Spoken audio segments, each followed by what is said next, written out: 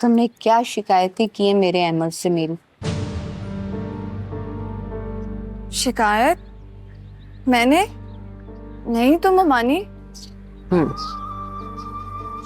मासूम बनने का ड्रामा मेरे सामने बिल्कुल मत करना। तुमने क्या कहा अमर को कि घर के सारे काम तुमसे कराती हूँ मैं? परदेश में मेरे बेटे को मेरे खिलाफ कर रही हो तुम? तुम्हें जरा शर्म नहीं आई? एक बेटे को उसके माँ के खिलाफ भड़का रही हो तुम?